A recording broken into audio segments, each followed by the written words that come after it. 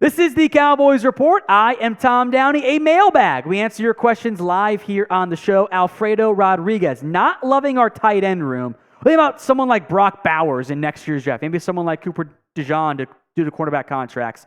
That is the Georgia tight end and the Iowa corner. Actually, remember to actually mention their schools because I don't normally do that there.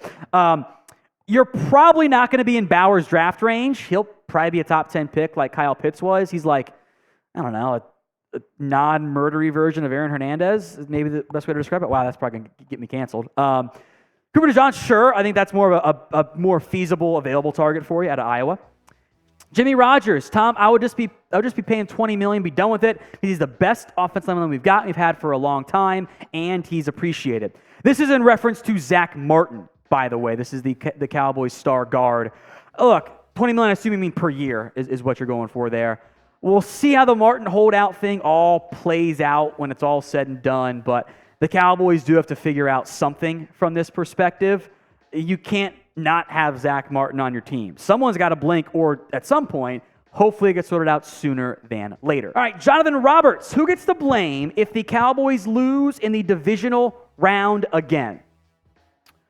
I would be looking at everybody to a certain extent. I feel like this question is about the head coach and the quarterback. If the Cowboys come up short, there's going to be a lot of disappointment. And how they come up short does matter. Is this a San Francisco Niners game 3.0?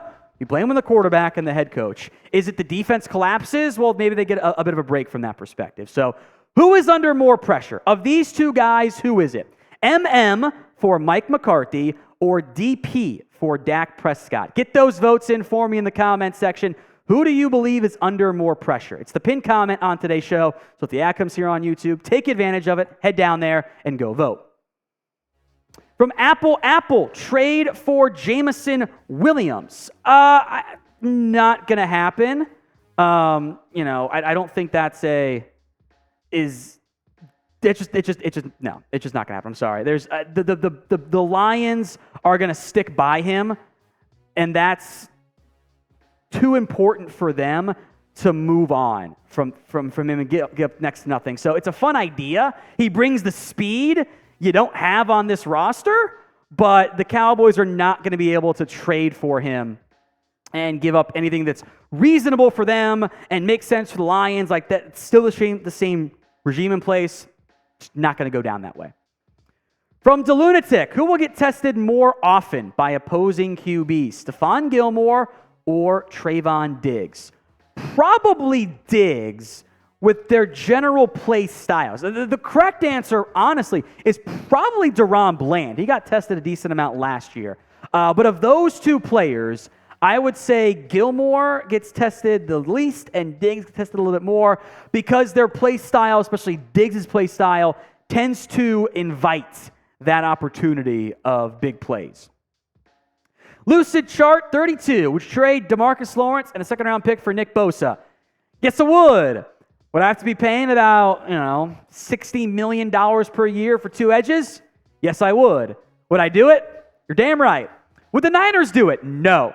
Not a chance the Niners consider that. They would be asking for so much more in addition to Tank and a second-rounder. And I am pro-Tank Lawrence, don't get me wrong, but, Micah Parsons and Nick Bosa, if you're ranking your edges, those guys are both in the top 5. That'd be electric. Dalen Stewart, is Jalen Tolbert going to step up? I hope so.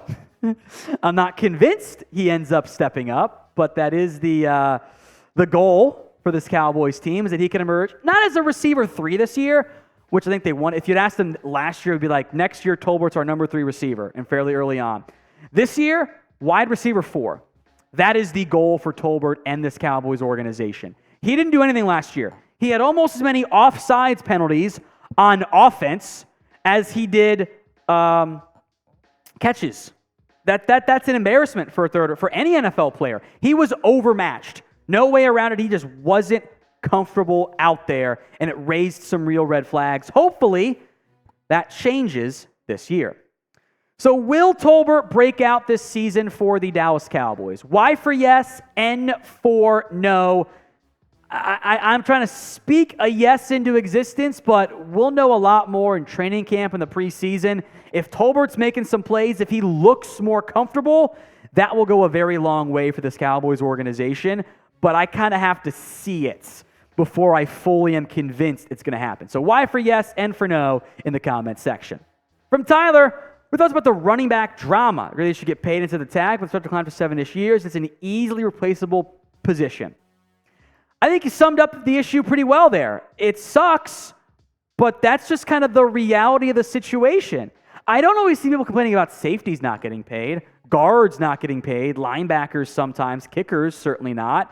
It sucks for the backs. I get why they are upset, but this was kind of set into stone a while ago when the NFL CBA was adopted, the new rules from that perspective, when the NFL began to make more of a passing-oriented league with their flags and rules. It's kind of the unfortunate reality here.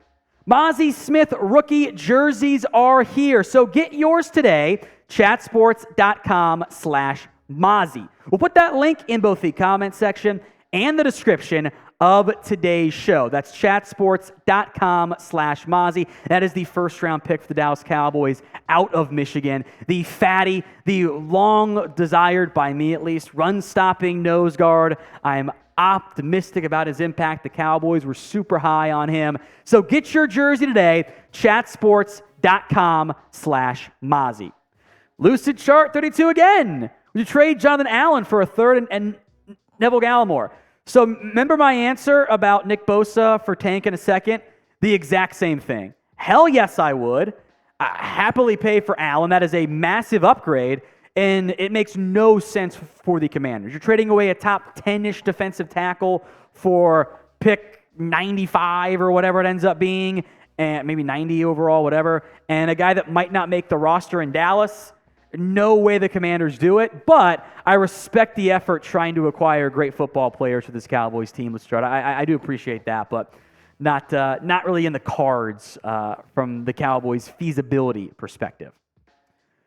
Training camp is here, folks. We will have plenty of updates for you guys all throughout the season, so make sure you are subscribed. YouTube.com/Cowboys TV, and make sure your notifications are set to all, by the way. That way, because look, we're doing videos every single day, sometimes multiple times per day.